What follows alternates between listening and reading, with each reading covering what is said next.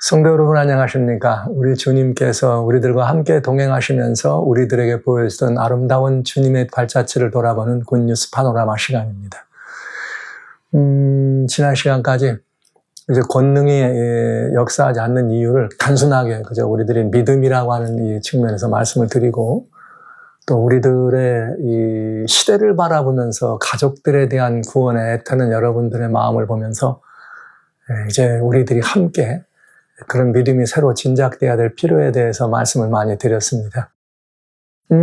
그래요. 사실 그러나 우리가 이제 더 중요한 건 뭐냐면, 우리들이 한 사람 한 사람 개인적으로는 예수님의 지체가 되어서 주님과의 좋은 관계 속에서 아름다운 복된 신앙을 해나가지만은, 또 우리가 우리 사랑하는 가족들이나 아니면 이웃들이나 친지들을 주님께로 인도하거나 이렇게 이끌었을 때는 또 그들이 또 교회라고 하는 하나님에서 귀한 집, 그 공동체 안에서 함께 또 구성원이 돼야 합니다. 그러다 보니까 근래에 참 이 교회라고 하는 것에 대한 여러 가지 많은 그 생각이 깊어지는 시간을 갖게 되죠. 가족들이 주님께로 나오면 어떻게 해야 될까? 또 코로나 그야말로 이 바이러스가 팬데믹이 돼서 온 세상을 장악했을 때 사람들이 교회를 참석하지 못하고 작은 소그룹 예배나 아니면 개인적인 그런 그 가정 예배들을 가지고 주님을 예배하는 그런 일이 있을 때, 또 교회에 대한 여러 가지 생각들이 많이 깊어지는 그런 시간들을 가졌습니다. 이제 저는 이 복음서에 나와 있는 여러 이 다양한 이 말씀 가운데 예수님께서 우리들에게 교회와 관련된, 즉 예루살렘 성전, 예루살렘, 그리고 주님께서 이 모든 교회의 기초로 오신 분이고 모든 것들의 주인으로 오셨지만, 주님이 교회에 대해서 바라시는 것이 무엇이며 교회는 또 어떻게 돼야 될 것인가. 그런데 제가 이런 말씀들을 이 성경을 통해 찾아보면 대개는 또 이런 문제들을 우리 이제 제자 사역에서 함께 나눌 때는, 우리가 이런 교회를 만들어야 된다. 우리들이 하나님과 또 예수 그리스도와의 지체로서 우리가 모여 있는 이 공동체는 이런 것이 돼야 된다. 교회는 이 세상에 있는 작은 이 천국을 보여주는 아름다운 곳이 돼야 된다. 이런 말을 많이 하잖아요. 그런 이야기들을 이렇게 할 때에 그냥 우리들의 생각 속에서 교회란 이런 곳이어야 된다, 이렇게 생각할 수 있죠. 그러나 그런 것보다는 주님께서 우리들에게 원하시는 참된 하나님의 교회는 무엇일까? 이런 부분들을 좀 돌아보는 시간을 가지려고 합니다. 사실은 오늘날 이 시대 여러 형편들을 바라보면서 여러 나라마다 이 전쟁이 무슨 러시아 우크라이나 전쟁은 아직도 계속 그러고, 또 조금 더 이렇게 이스라엘과 하마스의 전쟁은 이제 더 이렇게 그냥 이렇게 하마스를 완전히 가자 지구를 이제 포위하고 지상군이 들어가서 하마스를 섬멸하는 그런 이 작전들이 진행되고, 세계 여론은 말이죠. 여러 가지 양비론이 왔다 갔다 하는 그런 것들을 보아죠. 그런가 하면 세상에 여러 가지 많은 일들이 말이죠. 지난번 할로윈 때는 말이죠. 미국 같은 경우는 100여 명 이상이 이렇게 그야말로 무법천지예요. 무법천지. 이런 사태를 우리가 바라보면서 정말 어찌해야 될까? 이런 때에 세상은 정말 어딘가 이런 모든 문제들에 대한 답을 찾기를 원하잖아요. 그리고 누군가가 답이 되기를 원하죠. 그런데 그 누군가, 어딘가는 어딜까?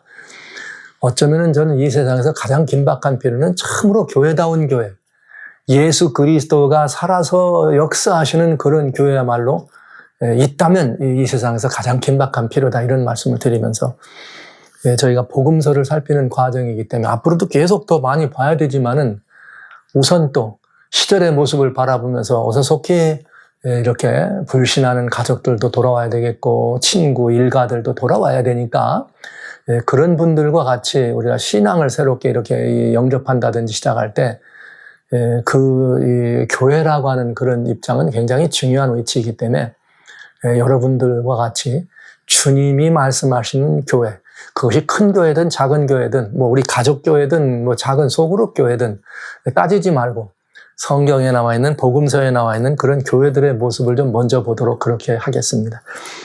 마태복음 11장에 있는 말씀에 보면은 여기 11장 7절부터 오늘은 여기 15절까지 있는 말씀, 침례 요한에 관한 이야기, 요한에 관한 이야기인데, 요한이 예수님께 제자들을 보내서 요한이 옥에 갇힌 채로 누군가 더 기다려야 될지 아니면 당신이 메시아인지를 묻어보는 상황이 있어요. 그렇게 해서 제자들을 찾아왔을 때 제자들을 보내시고 떠나보내시면서 예수님께서 무슨 이야기를 하셨느냐면 이 남아있는 이 사람들에게 이런 말씀을 하십니다. 저희가 떠나며 예수께서 무리에게 요한에 대하여 말씀하시되 너희가 무엇을 보려고 광야에 나갔더냐? 뭘 보려고 광야에 나갔더냐? 바람에 흔들리는 갈대냐? 그러면 너희가 무엇을 보려고 나갔더냐? 부드러운 옷 입은 사람이냐? 부드러운 옷을 입은 사람은 왕궁에 있느니라. 그러면 너희가 어찌하여 나갔더냐? 선지자를 보려더냐? 옳다. 내가 너에게 이르노니 선지자보다도 나은 자니라. 이러면서 이 요한의 이야기를 하는 거죠. 내가 내 사자를 내 앞에 보내노니 저가 내 길을 내 앞에서 예비하리라 하신 것이 이 사람에 대한 것이다. 즉 광야의 소리였다. 예수님이 오시는 메시아가 오는 길을 평탄케 하고 예수님이 길을 예비하는 바로 그였다. 그러면서 여자가 나온 자 중에 이보다 더 큰 이는 없다. 그러나 천국에서는 극히 작은 자라도 저보다 크니라 말씀하시고 또 대단히 중요한 말씀을 하세요. 침례 요한의 때부터 지금까지 천국은 침노를 당하느니 침노당하는 자는 빼앗느니라. 모든 선지자와 및 율법에 예언한 것이 요한까지니 만일 너희가 즐겨 받을진대 오리라 한 엘리야가 곧 이 사람이니라. 귀 있는 자는 들을지어다. 이게 말씀하였습니다. 그러니까 침례 요한에 대한 예수님의 정의를 내려주신 거예요. 그러면서 오늘 저희는 이미 예수님과 침례 요한 관계는 이미 말씀을 드렸기 때문에 오늘 저는 뭘 말씀드리고자 하는가. 사람들이 침례 요한이 광야에 있을 때 그 요한을 만나러 갑니다. 이 만나러 가는 이 모습은 오늘날 많은 사람들이 하나님의 교회를 찾아오는 것과 똑같은 이야기다 하는 것을 여러분에게 말씀드리면서 때로는 성경에 나와 있는 이 아름다운 말씀이 아주 적절한 비유가 아니라 현실적인 사실로 우리에게 적용될 수 있다는 말씀을 드리면서 여기 본문의 말씀을 중심으로 하나님이 원하시는 우리 주 예수님이 원하시는 교회는 뭔가 이걸 한번 따져보려고 그래요. 주님은 여기 이렇게 말씀하십니다. 너희가 먼저 왜 광야에 나갔니? 무엇을 보려고 나갔니? 이렇게 여쭤보신 거예요. 그러니까 사람들은 메시아가 오셨을까? 아니면 또 어떤 선지자가 왔을까? 아니면 어떤 분이 굉장한 분이 왔다더라 하니까 그런 모든 것들을 좀 들어보고 싶어서 또 누군가를 좀 확인해 보고 싶어서 그런 일을 했겠죠. 그런 일을 했을 거라 생각을 하면서 여기 사람들에게 이걸 묻는 거예요. 너희가 광야에 왜 나갔느냐? 저런 이 동일한 질문을 여러분들에게 먼저 합니다. 우리는 주님의 제자들입니다. 그렇기 때문에 우리한테 먼저 해봐야 돼요. 우리는 하나님의 교회라고 하는 소위 이 기독교 이 교회를 왜 나왔는가? 뭘 보러 왔는가? 따져봐야 한다는 거죠. 네, 그렇습니다. 사람들은 다양한 필요가 있어요. 그리고 각기 다른 필요가 있고 각기 다른 그 필요를 충족시키기 위한 다양한 노력들을 합니다. 그래서 어떤 이들은 그것이 이렇게 신앙적인 것에서 답을 찾기를 원하고 또 어떤 이들은 세속적인 여러 가지 이런 방법들을 통해서 뭘 많이 소유하면 뭘 많이 누려보면 뭘 많이 해보면 그런 것들을 얻을까 해서 다양한 시도들을 하잖아요. 이게 이제 인생들의 문제죠. 이제 인생들의 문제인데 그러나 이 사람들은 가지고 있는 여러 가지 다양한 많은 문제들 가운데 그래도 비교적 어떤 것들이 가장 우리들의 마음속에 있는 그런 문제들이 되느냐? 영원한 것, 좀 구원에 대한 것. 야, 정말 이게 인생이 말이야. 이게 인생이 어쩌면 이럴까? 이런 문제들, 심각한 문제들에 대한 답을 얻기 위할 때 사람들은 이제 교회를 생각하는 거죠. 전도서 하나님 말씀 3장 11절에는 그런 말씀이 있어요. 하나님께서 모든 것을 때를 따라 이렇게 아름답게 만드셨는데 오직 인생에게는 영혼을 사모하는 마음을 주셨다. 이 영혼을 사모하는 마음을 신앙심이라고도 표현하죠. 그러나 물론 영혼을 사모한다고 하는 말은 이제 다른 말은 변함없는 것, 이대로 사라지지 않을 것, 즉 지속적인 것, 즉 어떤 것들이에요. 정말 완전한 그런 나를 만족시켜주고 책임져줄 이런 것들을 찾는다는 얘기가 되겠죠. 그래서 영혼을 사모하는 마음을 줬다는 이것을 우리는 신앙심의 발로다. 또 짐승이나 다른 피조물들에겐 이런 마음이 없지만 오로지 인생에게만 있는 것. 그래서 그걸 인생과 하나님이 통하는 인간만이 영적인 존재다. 이런 표현을 하죠. 어찌됐든 인생은 영적인 존재입니다. 그렇기 때문에 우리의 다양한 어떤 필요들이 많이 있지만 그것이 미래에 대한 두려움이든 육신의 건강에 대한 걱정이든 아니면 가족들의 삶에 대한 여거든 여하튼 인생은 영적인 존재이기 때문에 그런 영적 필요를 느끼는 거죠. 그 영적 필요에 대한 답을 찾기 위해서 모든 사람이 어딘가를 찾는데 그 모든 필요에 대한 가장 중요한 답을 어디서 줄 수 있느냐. 구약 당시에 이스라엘 사람들은 그 필요를 어디를 나간 거예요? 광야로 나가서 요한에게서 찾아보려고 한 것이고 오늘날은 사람들이 어디로 와야 되느냐? 다양한 곳이 있지만 그래도 교회를 찾아오고 있다는 것이죠. 그럴 때 주님은 그 교회에 나간 이 사람들에게 물어본 거예요. 그래서 너희가 광야에 나갔니? 갔더니 뭘 받느냐? 이거죠. 우리는 그러면서 첫 번째 그 광야에서 흔들리는 갈대를 보러 갔니? 이거예요. 여러분, 예수님께서 광야에서 흔들리는 갈대를 보러 갔느냐? 이렇게 질문하신 건 그건 뭐냐? 여러분, 인생이 누굽니까? 연약한 갈대 아닙니까? 너희들이 광야에 약배 털옷을 입고 메뚜기나 먹고 메뚜기와 석청을 먹는 그런 요한이라고 한 인물을 보러 갔니? 그냥 평범한 인물을 보러 갔니? 보잘것없는 인물 아니냐? 이것은 뭐에 비유된 거예요? 그냥 광야에 가면 얼마든지 있다. 바람에 흔들리는 갈대가 있다. 오죽하면 인생은 다 뭐에 비유합니까? 갈대에 비유하잖아요. 갈대. 그래서 인생은 참 갈대와 같은 존재인데 너희가 거기에 나간 것은 갈대를 보러 간 것은 아니지 않느냐. 여러분 동일한 질문을 여러분도 들으셔야 돼요. 너희 교회 뭐하러 갔니? 그죠? 갈대와 같은 연약한 인생들을 보러 갔느냐? 이런 거죠. 근데 이 하나님께서는 우리들이 교회에 나가거나 예수님께 나오는 그런 여러 다양한 이유들 중에 하나가 그렇게 그 사람들을 만나러 가는, 그저 보통 사람들이는 누굴까 궁금해서 저 사람은 뭐 할까 호기심에 의해서 가는 그런 것들이 아니라 광야의 갈대를 보러 간 것처럼 그런 연약한 인생들을 보러 가는 것은 아니다 이거예요. 어디가? 교회가. 이거 대단히 중요하잖아요. 그래서 우리는 그런 말을 합니다. 예수님께서 의미심장한 그런 얘기를 했죠. 요한복음 1장 42절에 보면은 시몬에게 안드레가 시몬 형을 데리고 예수님께 오니까 이렇게 보더니 바요나 시몬아 내가 말이야 시몬이지만 이제는 내가 너 앞 장차 뭐라 불리나요? 게바라 불리리라. 이 게바는 베드로란 말입니다. 유대어로 게바고. 그러면은 예수님이 베드로를 볼 때 뭐로 본 거예요? 그의 이름은 갈대야. 시몬이라는 뜻이 갈대란 이름인데 이름도 시몬이지만 베드로를 보면서 그죠? 우리는 베드로 하면 막 귀골이 장대하고 그냥 다혈질인 이런 사람을 생각하잖아요. 그런데 예수님은 연약한 갈대, 그 이름과 동일한 갈대로 본 것입니다.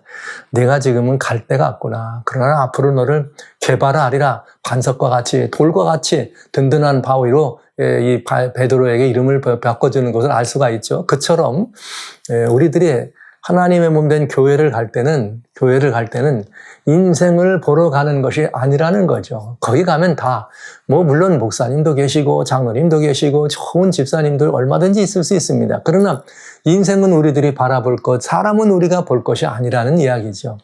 전도서 하나님 말씀에 이런 말이 있어요. 인생에 대한 비유 가운데 참 교회에 가서 많은 분들이 실망하고 실수할 때 교회 갔더니 말이야 나 그분 보러 갔더니 막 실망해서 이런 말 많이 하잖아요. 그러면 대개 뭐라고 말합니까? 우리는 아니야 교회는 사람 보러 가는 거 아니야 이렇게 말하잖아요. 그런데 여러분 그 말이 맞기도 하고 그 말이 틀리기도 합니다. 전도서 하나님 말씀 7장에 보면 20절에 그런 말씀이 있어요. 선을 행하고 죄를 아주 범치 않는 의인은 세상에 아주 없느니라. 그러니까 다 선한 사람이고 다 의인 같지만 늘 뭐가 있다? 그에게도 죄의 흔적이 있고 그대 넘어지고 실족할 때가 있다. 그러니까 인생은 도무지 연약한 뭐와 같다? 갈대와 같다. 그러니까 하나님의 몸된 교회는 우리가 그 교회를 찾을 때는 연약한 인생들의 모습, 인생에 살아가는 삶의 모습을 보러 가는 것이 아니라는 거죠. 그거 가는 것은 늘 실망할 수밖에 없다는 거죠. 그러나 막상 우리들이 구성하고 있는 교회에 대해서는 사람들이 그런 얘기를 하면 사람, 맞아요. 교회 사람 보고 가는 거 아니에요. 교회는 다 뭐 예수님 보는 것이고 뭐 하나님 만나러 가는 거지 말씀대로 이렇게 얘기는 하지만은 실망하면 꼭 사람 보러 가는 거 아니라고 하잖아요. 그런데 책임이 있어요. 교회는 누굴 맨 처음에 보고 오는가? 그 교회를 구성하고 있는 사람들이 누군가를 보는 것입니다. 근데 그 누군가가 교회가 마땅히 보여줘야 될 것들을 보여줘야 되는데 그것들을 보여주지 못하는 거죠. 그래서 실족도 하고 실망도 하고 교회를 떠나기도 합니다. 우리 기독교를 나오다가 많은 분들이 교회를 떠나가거나 아니면 나오지 않는 분들의 거의 대부분은 무엇 때문에? 사람 때문에 실망해서 그래요. 그것이 무슨 그렇지 않기를 바라지만 목사님 때문에 그렇지 않기를 바라지만 어떤 장로님, 어떤 집사님, 어떤 권사님 때문에 실망하고 실수해서 거기를 안 나가는 경우가 많단 말이죠. 주님은 이미 여기 성경에서 그걸 경고한 것입니다. 너희가 나갔니? 광야에 갔니? 갈 때 드냐? 뭐 갈 때는 광야에 나가면 연약한 흔들리는 갈 때는 너희들이 그거 보고 나가서는 안 되는 것이지. 이걸 표현하신 것이죠. 그럼 뭘 보는 말이냐? 그래. 그럼 너희가 바라면 이번엔 부드러운 옷을 입은 사람이냐? 그럼 여러분, 부드러운 옷을 입은 사람이란 여기 두 가지를 바라볼 수 있어요. 주님은 말씀하시기를, 그래, 부드러운 옷을 입은 사람은 말이야, 왕궁에 가면 맞느니라. 즉, 이런 거 있잖아요.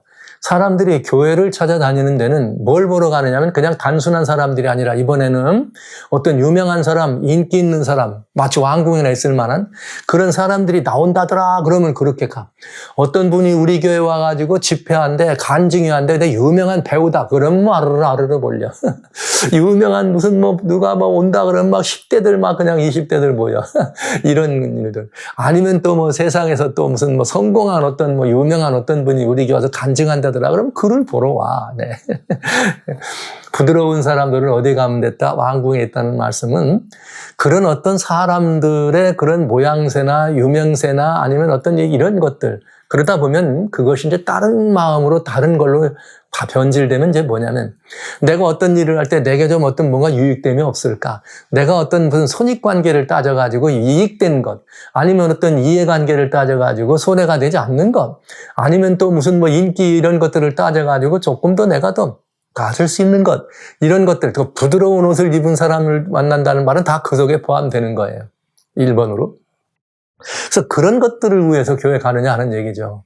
사실 교회는 그런 경우가 많습니다. 이렇게 우리 교회에서 이게 그게 다 양비론이 되는 건데 어떤 분들이 우리 교회 나오시면 이분이 저 동네 어디 가면 뭐 하는 분이에요. 그러니까 앞으로 거기 많이 이용해 주세요. 이런 말 하잖아요. 그러면 거기 오신 분은 너무 좋죠. 해피하고 우리 성도님이니까 그거 도와줘야 돼요. 근데 또 이제 한편으로 다른 사람들이 이 성도님이 아닌 사람들이 그 얘기를 들을 때는 어떤 얘기를 듣느냐면 아니 그러지 말고 교회 나오는 사람들은 이미 영생을 얻은 사람들이니까 그런 사람들도 물론 도와야 되지만 다른 사람 아직 교회 안 나온 사람들도 열심히 성도들이 찾아가서 그런 일들 좀 도와주면 더 감동돼가지고 더 이렇게 달아나오지 않을까? 이런 이 희비가 양분되는 그런 일들을 우리는 보잖아요. 근데 여하튼 여러분 하나님의 교회를 찾는 데는 우리가 다양한 필요에 의해서 교회를 나오는데 그 필요에 얼마나 흡족한 거냐 할 때 그 필요가 영적이고 영원한 것에 있지 아니하고 그저 이 우리가 살아가는 현실적이고 이 세상 속에 속한 그런 것들을 필요로 많이 생각하는 경우가 있다는 거죠. 그러면서 성경은 이렇게 말한 거예요. 그런 옷을 입은 사람은 왕궁에 가면 많다. 왕궁은 높은 사람도 있고 부자도 있고 많은 사람이 있다. 그런 것들을 위해서 간다면 왕궁으로 가봐라. 이런 표현이 되는 거예요. 다른 말로 부드러운 옷을 입었다는 말을 다른 말로 말하면 또 이런 말도 있습니다. 여기 있던 그 요한은 누군가 하면은 당시의 왕이었던 헤롯이 말이죠. 자기 동생의 부인하고 사는 걸 보면서 헤롯을 지적하는. 그는 그야말로 직설하는 사람이에요. 그는 그야말로 고든기별을 전하는 사람입니다. 그는 이렇게 이런 거 저런 거 따지지 않고 뭘 하는 사람이냐. 이게 잘못된 것을 지적하고 부족한 것을 지적하고 아주 굉장히 강력한 그런 강한 메시지를 전하는 사람이죠. 근데 그런 메시지들은 사람들이 들어가면 안 좋아하죠. 왜 그런가? 여기 하나님 말씀, 여기 이사야서에는 이런 표현이 있어요. 이게 당시의 이야기지만 오늘날 교회에도 똑같은 이야기인 걸 우리가 알 수가 있어요. 이사야 여기 30장에 보면은 이런 말이 있어요. 10절에. 대저. 예, 여기 조금 더 읽을게요. 옆에 8절부터. 이제 가서 백성 앞에서 서판에 기록하며 책에 써서 후세에 영영이 있게 하라. 왜냐하면 후세에 영영이 있게라는 말은 앞으로도 교훈이 되도록. 근데 왜냐하면 대저 이는 패역한 백성이요 거짓말하는 자식이요 여호와의 법을 듣기 싫어하는 사람들이야. 이렇게 말했어요. 그러면서 대단히 중요해. 그들이 선지자에게 이르기를 선견하지 말라. 선지자에게 이르기를 우리에게 정직한 것을 보이지 말라. 부드러운 말을 하라. 거짓된 것을 보이라. 이렇게 말한다는 거죠. 이 말은 무슨 말이에요? 광야교회죠. 이게 유대교회들이니까 광야교회 나가서 선견자가 있고 선지자가 있고 다른 사람들이 많이 있으면 정직한 하나님이 뭐라겠는가 말하지 말라는 거예요. 그 말하면 마음이 아프니까. 그리고 또 정직하게 하지 말고 부드러운 말 해달라고. 고든 기별전에서 너 잘못했다, 잘못 추측하면은 마음이 아프니까 하지 말라. 근데 이게 오늘날 우리 똑같잖아요. 어떤 교회에서 회개를 많이 강조하면 그 교회는 사람들이 많이 안 갑니다. 또 이게 뭔가 이렇게 부족하고 뭔가 좀 우리들의 그 시시비비를 거리고 잘못된 여러 가지 것들을 잘못해도 잘해라고 똑바로 효리 말하면 똑바로 살아라. 그러면 그 교회 사람 많지 않습니다. 이게 이제 오늘날 이 시대에 우리 교회에도 해당되는 거죠. 근데 주님은 이렇게 말한 거예요. 그래서 교회에 가가지고 부드러운 말만, 듣기 좋은 말만, 이렇게 인기 있는 말만, 즐거운 말, 너를 기쁘게 해주는 그런 말만 듣기를 원하느냐? 그런 사람들은 거기 교회 가지 말고 차라리 어디를 가면 돼요?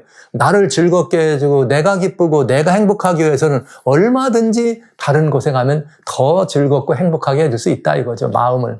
이 성경은 우리들에게 굉장히 단호하게 우리 주님이 직접 그 말씀을 하시는 것입니다. 그러면서 주님이 세 번째로 그러면 무엇 때문에 나갔느냐? 너 광야에 갈대 보러 나가는 거 아니야? 이 말씀을 하신 거예요. 부드러운 옷을 입은 사람 보러 나가는 거 아니야? 요한한테 간 거, 요한에게서 그걸 기대했니? 요한이 무슨 연약한 인생의 모습을 보기로 했는가? 아니면 요한이 어떤 이 세속적이고 현실적인 유익이나 너희를 귀를 즐겁게 해줄 그런 말을 해줄기를 기대하고 갔는가? 그렇다면 그건 잘못한 거야. 그러나 만약에 여러분 우리가 말하는 것처럼 광야에 나갔는데 선지자를 만나러 갔느냐? 옳도다 잘했도다 이렇게 얘기하신 거죠. 그러니까 오늘 이 말씀 우리에게 적용해야 합니다. 이 적용은 뭐냐? 여기에 이 하나님의 말씀을 이렇게 대언하고 하나님의 말씀을 증거하는 선지자가 거기 바로 요한이 바로 선지자였는데 그는 너희들이 생각하는 것처럼 당연히 갈대 같은 사람도 아니야. 그는 부드러운 옷을 입은 그 부드러운 말하는 사람이 아니야. 그는 누구냐? 선지자다. 근데 그 선지자는 누구냐? 너희들이 마지막 때에 예수님 초림도 성경 속에는 이 말세라고 하는 이야기가 서너 번 나오는데 그 말세에 해당되는 것이 예수님 초림도 말세에 해당됩니다. 물론 재림도 말세가 되지만은 그럼 초림 때 예수님이 이렇게 오시는 예수님을 향해 가지고 엘리야 가서 여기 14절에 엘리야인데 그 엘리야가 먼저 와가지고 주님의 길을 예비하고 아비의 마음을 자녀에게 자녀의 마음을 아비에게 증가하는 이것이 누구라? 이 엘리야가 하는 말인데 침 요한이 바로 그런 사람이었다. 그러니까 이건 무슨 말이냐? 선지자도 그냥 선지자가 아니에요. 그 선지자는 내 길을 메시아의 길을 주님이 오시는 길을 예비한 사람이었다. 이 말은 곧 뭐예요? 우리가 교회에 나가면 무엇을 들어야 되는가? 교회에는 모든 사람들이 교회에 들어오는 모든 사람들을 누구에게로? 예수님께로. 누구에게로? 그리스도신 예수께로. 그래서 그 예수가 우리의 생명의 주시오. 예수가 우리의 삶의 원동력이요. 예수가 우리의 생의 모든 것이라는 것을 보여주고 거기로 사람들을 인도해 준 그가 바로 뭐예요? 여기 말한 선지자, 침례 요한입니다. 근데 이 요한의 때를 오늘 우리 시대로 가져왔으니까 제가 이렇게 말씀드리는 거죠. 그러니까 모든 교회는 침례 요한과 같이 선지자가 계셔야 돼. 그럼 교회 안에는 누가 선지자예요? 하나님의 말씀 있잖아요. 말씀을 통해서 여기 단에 서서도 늘 뭐가 증거돼야 되는가? 예수께로, 예수님께로. 우리의 시선을 예수께로, 연약한 자에는 강력하신 예수님께로, 죽어가는 자에게 생명의 근원 되시는 예수께로, 몸이 불편한 자에게 우리의 모든 치유의 근원 되시는 주님께로, 이 세상에서 말이야 죄와 악의 관영에서 거기에 침륜당해가지고 하나님을 모르고 죽을 줄을 모르고 다른 사람들에게 여러분 말이죠. 그런 모든 율법에 의해 완충이시여 완성되시는 예수님께로, 그 사랑의 주님께로 그들의 시선을 고정케 하도록 그들의 시선을 돌리도록 하는 이것이 교회가 있어야 될 것이다. 그러니까 지금 이 침례 요한은 바로 그런 분이라는 거죠. 침례 요한은 그런 분이기 때문에 여기에 주신 이 말씀처럼 너희가 만약에 침례 요한 그렇게 믿고 광야로 나갔다면 참 선지자를 만난 것이요. 그는 정말 이 여자가 낳은 자 중에 가장 큰 자다. 이런 말씀을 하신 것입니다. 그래서 저는 이 시대에 다른 무엇보다도 이 교회가 어떤 것이 교회의 중심이 되어야 되는가? 예수 그리스도.